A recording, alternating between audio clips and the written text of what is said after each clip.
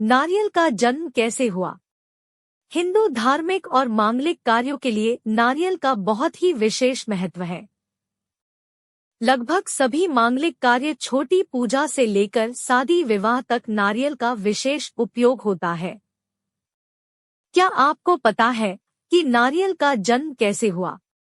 नारियल के जन्म को लेकर एक पौराणिक कहानी है। नारियल की उत्पत्ति विश्वामित्र द्वारा हुई थी।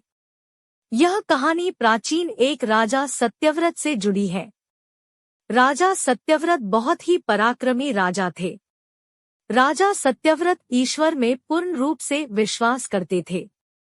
राजा के पास सब कुछ था। राजा की एक इच्छा थी कि वह मरने के बाद स्वर्ग में जाए। किस भी प्रकार से राजा अपनी यह इच्छा पूरी करना चाहता था। किसी भी तरह से पृथ्वी लोक से सीधा स्वर्ग जाए। स्वर्ग की सुंदरता उनको आकर्षित करती, लेकिन वहां तक कैसे पहुंचना है ये उनको नहीं पता था। एक बार गुरु विश्वामित्र तपस्या करने के लिए कहीं घरकुटिया से बहुत दूर कहीं जंगल में चले गए थे। कुछ समय बाद गुरु विश्वामित्र के गांव में सूखा पड़ गया था, इसलिए उन परिवार इधर उधर भटकने लगा। तब राजा सत्यव्रत ने उनके परिवार की देखभाल की और पूरी जिम्मेदारी के साथ उनका निर्वहन किया। जब गुरु विश्वामित्र वापस लौटे तो उनके परिवार ने सूखा आदि के बारे में बताया। राजा की उदारता और दयालुता का धन्यवाद देने गुरु विश्वामित्र उनके राज्य दरबार में पहुंचे। ऋषि विश्वामित्र बहुत बड़े तपस्वी थे। ऋषि विश्वामित्र ने राजा को धन्यवाद दिया और एक वरदान मांगने को कहा। तब राजा सत्यव्रत ने गुरुजी को प्रणाम कर अपना वरदान मांगा। राजा सत्यव्रत ने मृत्यु के पश्चात स्वर्गलोक जाने की मांग की। क्या आप मुझे अपनी दिव्य शक्तियों से स्वर्गलोक पहुंचा सकते हैं? ऋषि विश्वामित्र ने परिवार पर किए उपकार की वजह से उनके वरदान को स्वीकार कर लिया। गुरु ऋषि विश्वामित्र ने एक ऐसा मार्ग तैयार किया जो सीधा स्वर्ग तक जाता है। राजा यह सुनकर खुश हो गए।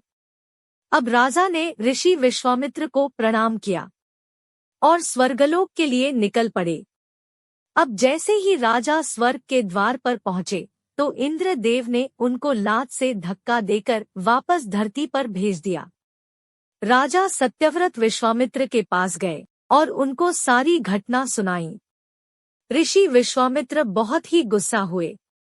इसके बाद स्वयं विश्वामित्र स्वर्गलोक गए और देवताओं से वार्तालाप किया। इसके बाद एक हल निकाला। देवताओं ने निर्णय लिया कि एक नया स्वर्गलोक तैयार किया जाए। ये स्वर्गलोक पृथ्वी और स्वर्गदेवलोक के बीच में स्थित होगा। इससे देवताओं को कोई कठिनाई नहीं होगी। राजा सत्यव्रत भी इस फैसले बहुत खुश हुए।